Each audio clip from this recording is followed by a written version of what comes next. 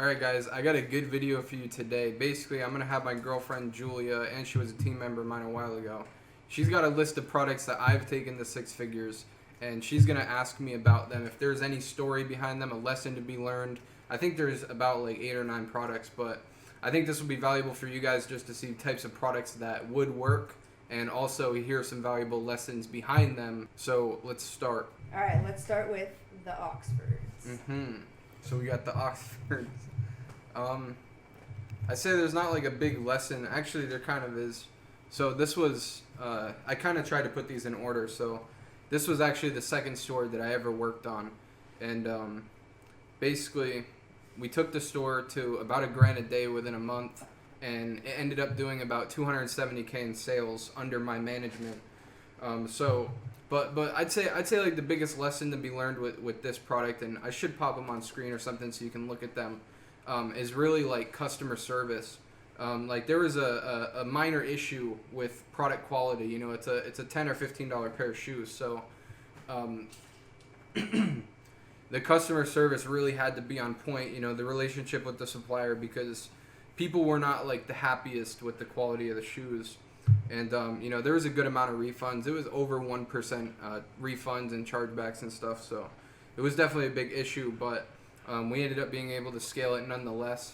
But another big thing that this store taught me was, you know, the time to transition from, you know, having one winning product and then realizing when it's starting to die out, and then kind of transitioning into either a new product or trying to do things differently.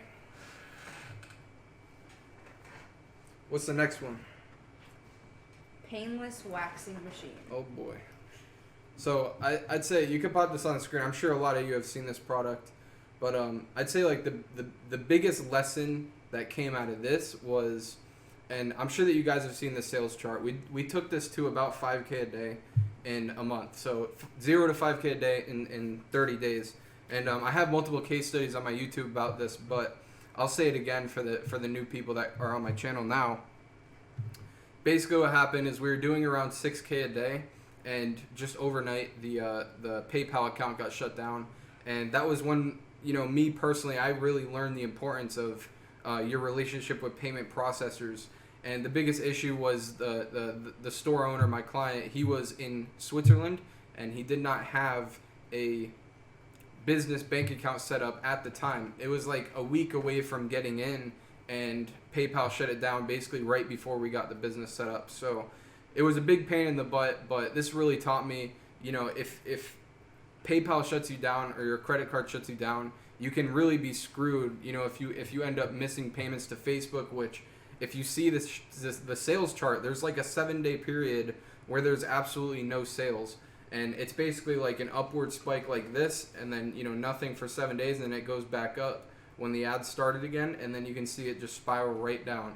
Facebook does not like it when you, for one, don't pay them, or, you know, if they shut down your account for whatever reason.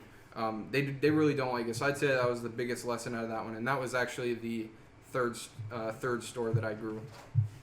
What's next? Breathable shoes. Let me see them. All right, so this was at the time, these were kind of this situation was kind of new to me. These were guys that were already doing around $3,000 a day in sales, but they weren't really that profitable. They were making maybe a couple $100. So I was basically met with the task to, you know, take their system and, you know, kind of implement my system as best as I can, like try to do a smooth transition and, you know, try to make them profitable again, which, you know, obviously since then I've done that a whole lot more with my clients and stuff, but that was really the first time that I learned that, and it actually worked really successfully.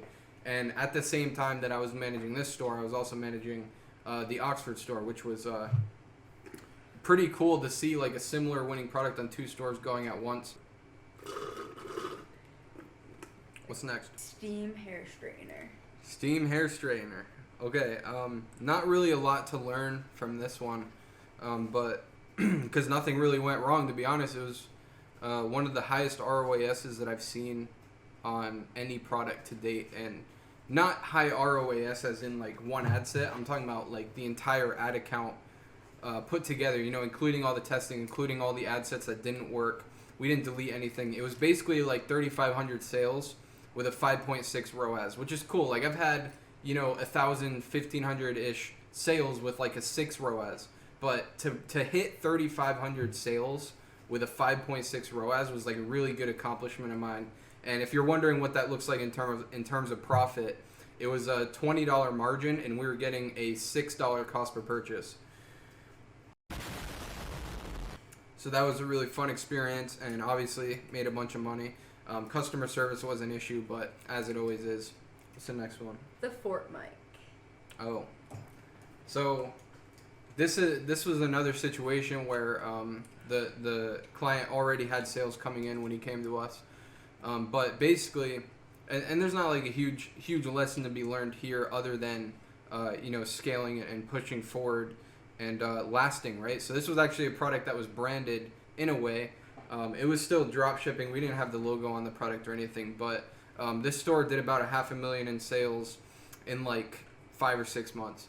And it was doing on the average day maybe like 3,000, 3,500, and we just maintained that for very long.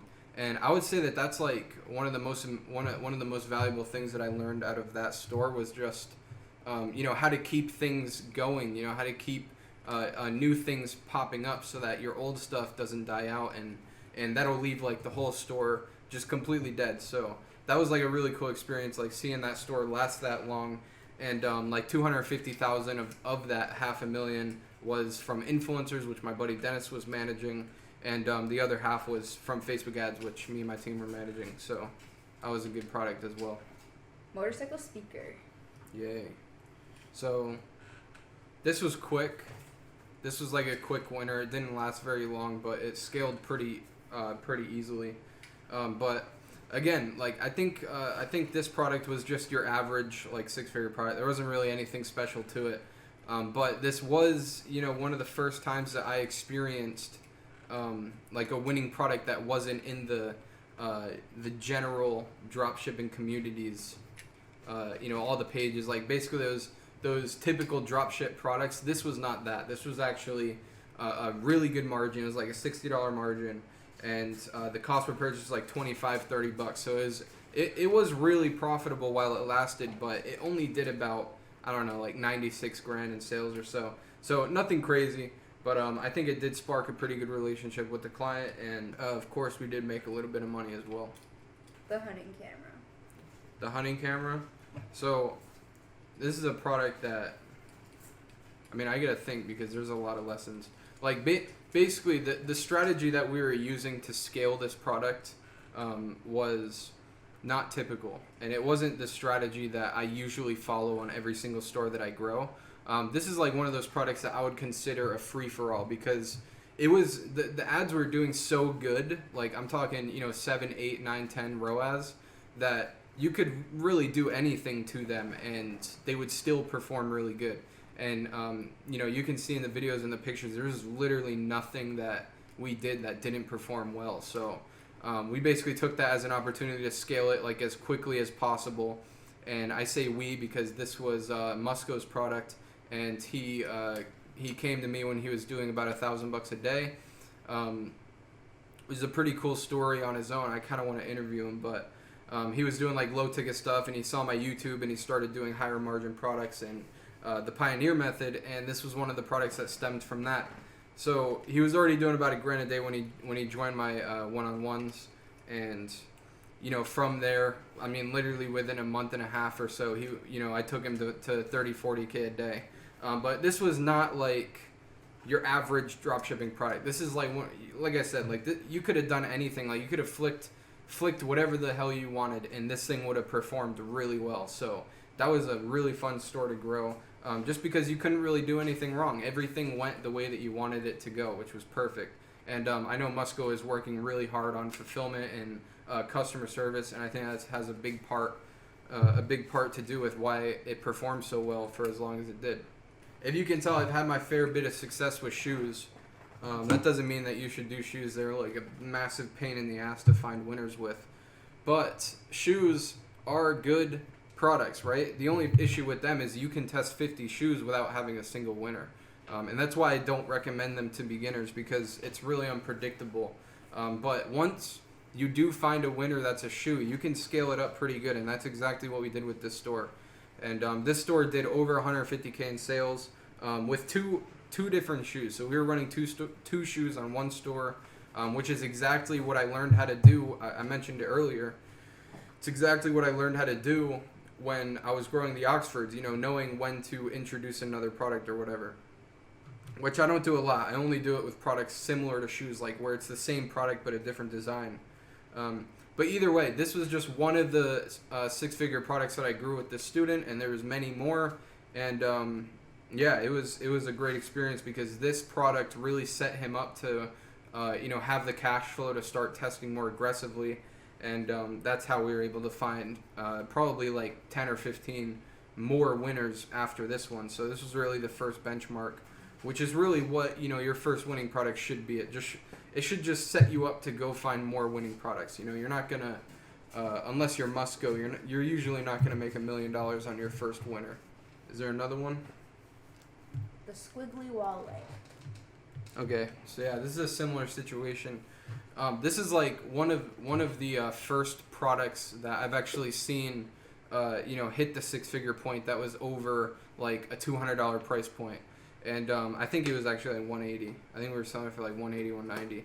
But this is one of the first times that I saw like a product that had like a $100 margin actually scale really well. So that taught me a little bit about testing with higher budgets, scaling with higher budgets. It never really did anything crazy, but the profits were crazy on that thing. Just because of the cost per purchase was low and the margin was high. This is a product that a lot of people found after we scaled it, so a lot of people tried jumping on the wave, and we had a lot of winning products just like this with these tall margins. But yeah, me and Julia, the one behind the camera talking to me, we actually started a store together, and the product that we sell is right around $300. So I don't think we would have ever done that if it wasn't for that wall light, where it was like, oh shit, we can really sell $200 items and have like really good margins. And that store with me and my girlfriend just crossed 100K the other day. So that's really good. And we've been running it for like 4 or 5 months now. So not anything crazy, but the profits are good. But what's the next one? The Detox foot bath. Okay.